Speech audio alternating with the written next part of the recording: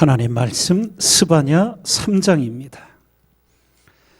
스바냐 3장 1절에서 20절까지 교독하겠습니다.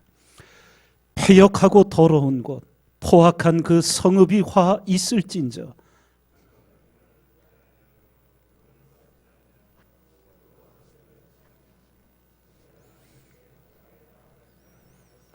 그 가운데 방백들은 부르짖는 사자요, 그 재판장들은 이튿날까지 남겨두는 것이 없는 저녁 일이요,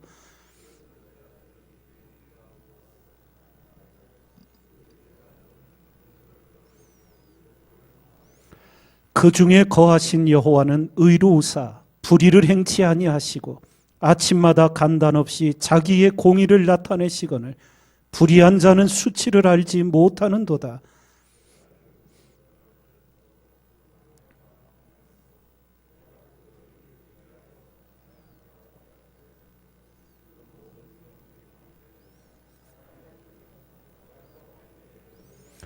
내가 이르기를 너는 오직 나를 경외하고 교훈을 받으라. 그리하면 내가 형벌을 내리기로 정하기는 하였거니와 너의 거처가 끊어지지 아니하리라 하였으나 그들이 부지런히 그 모든 행위를 더럽게 하였느니라.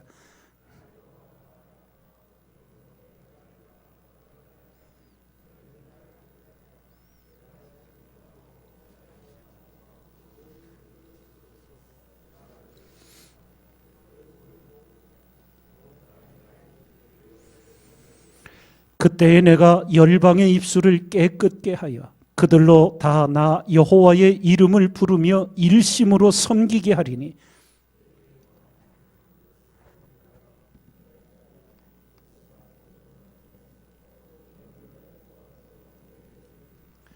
그날에 내가 내게 범죄한 모든 행위를 인하여 수치를 당하지 아니할 것은 그때에 내가 너희 중에서 교만하여 자랑하는 자를 제하여 너로 나의 성산에서 다시는 교만하지 않게 할 것임이니라.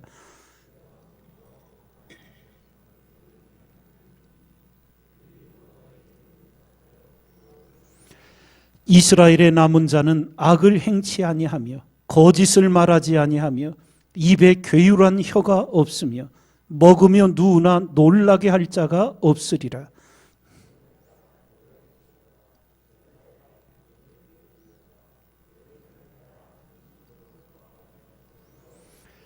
여호와가 너의 형벌을 제하였고 너의 원수를 쫓아내었으며 이스라엘 왕 여호와가 너희 중에 있으니 내가 다시는 화를 당할까 두려워하지 아니할 것이라.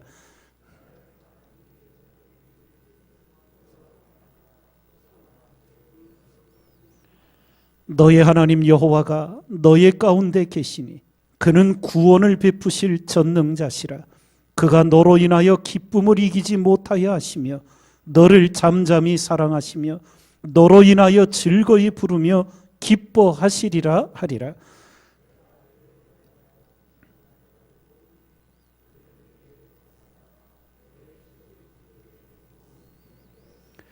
그때에 내가 너를 괴롭게 하는 자를 다 벌하고 저는 자를 구원하며 쫓겨난 자를 모으며 온 세상에서 수욕받는 자로 칭찬과 명성을 얻게 하리라.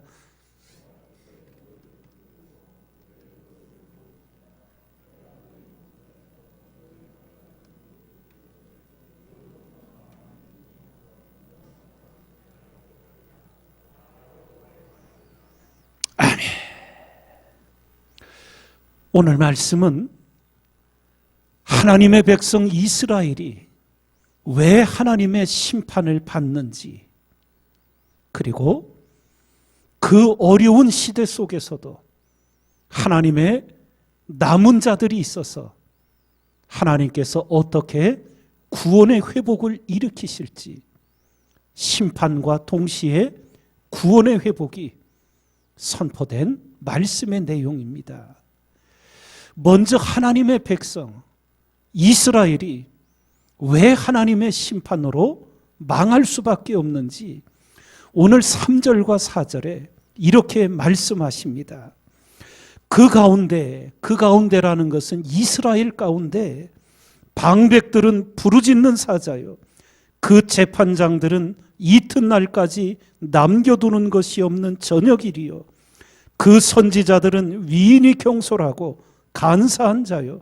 그 제사장들은 성소를 더럽히고 율법을 범하였도다. 그래서 하나님이 그 악을 떠나라고 고치라고 하였지만 7절에 이렇게 그들이 행동합니다. 내가 이르기를 너는 오직 나를 경외하고 교훈을 받으라. 그리하면 내가 형벌을 내리기로 정하기는 하였거니와 너의 거처가 끊어지지 아니하리라 하였으나 그들이 부지런히 그 모든 행위를 더럽게 하였느니라. 회개하라고 하는데 더 악으로 부지런히 달려가고 맙니다. 백성들을 하나님의 마음으로 이끌어야 할 지도자들이 탐욕에 가득 차서 부르짖는 사자 같고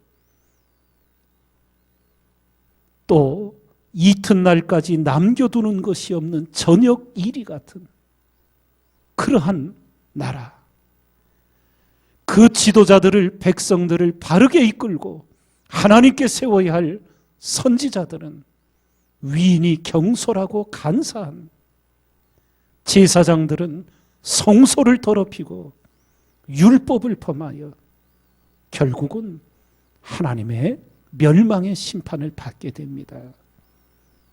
두렵고 두려운 일들을 우리는 일깨어 교훈을 얻는 가운데, 그럼에도 불구하고 그 어려운 시대, 그 악한 시대 속에서도 하나님을 경외하며 끝까지 말씀을 지키는 남은 자들이 이스라엘에도 있었습니다. 하나님께서 회복의 씨앗으로 쓰실 사람들이지요. 그들이 어떻게 행했는가? 13절에 이렇게 말씀을 주십니다. 이스라엘의 남은 자는 악을 행치 아니하며 거짓을 말하지 아니하며 입에 괴유란 혀가 없으며 먹으며 누우나 놀라게 할 자가 없으리라. 악에서 떠나고 거짓을 버린 이스라엘의 남은 자들, 그들을 통하여 하나님께서 회복의 역사, 구원의 역사를 예비하십니다. 그러며 스바냐서를 통해 우리가 가장 많이 암송하고 알고 있는 17절 말씀이 그 이스라엘의 남은 자들을 통하여 회복될 역사가 어떤 것인지를 선포합니다. 17절 다 같이 다시 한번 읽겠습니다. 너희 하나님 여호와가 너희 가운데 계시니 그는 구원을 베푸실 전능자시라. 그가 너로 인하여 기쁨을 이기지 못하여 하시며 너를 잠잠히 사랑하시며 너로 인하여 즐거이 부르며 기뻐하시리라 하리라. 바로 이 말씀을 근거로 하여 우리 믿음의 선진들은 이런 삶의 교훈을 가졌습니다. 그리스도인의 삶의 목적은 하나님을 미소짓게 하는 것이다. 예. 여러분과 제가 이 새벽 제단을 쌓고 오늘을 하나님 앞에 살아가며 하나님이 우리로 인하여 기쁨을 이기지 못하여 하시며, 예. 하나님을 미소짓게 하는, 하나님을 감동시키는 그런 삶을 향해 우리는 부지런히 달려가야 될 줄 믿습니다. 말씀을 새겨 기도하며 그 하나님의 말씀을 지켜 행하는 가운데 하나님을 기쁘시게 하는 자, 하나님을 미소짓게 하는 자로 우리가 분발하여 살아가는데 하나님께서 이런 회복의 역사, 구원의 역사를 일으키실 그때 어떤 축복이 임하는가? 20절을 보면 내가 그때에 너희를 이끌고 그때에 너희를 모을지라. 내가 너희 목전에서 너희 사로잡힘을 돌이킬 때에 너희로 천하만민 중에서 명성과 칭찬을 얻게 하리라. 나 여호와의 말이니라. 예. 문자적으로도 성취된 걸 보시잖아요. 지금 전 세계 모든 분야에서 두각을 나타내고 뛰어난 사람들이 유대인 아닙니까? 모든 것에서. 세계, 여러분, 인구 분포로는 0.2%밖에 안 되는 유대인들이 세계의 가장 위대한 노벨상은 그동안 통계를 내보면 20%를 가져갔어요. 그냥 산수로 계산해봐도 30배, 60배, 100배의 결실을 맺는다고 100배의 축복을 문자적으로도 받고 있는 거예요. 하나님을 경외하는 자, 하나님을 미소짓게 하는 자의 어려운 시대, 악에 관영한 시대에도 악을 버리고 거짓을 떠나 하나님의 남은 자가 되어서 정령코 하나님이 축복하시는 생애 우리 모두 살아가길 주님의 이름으로 축원을 드립니다.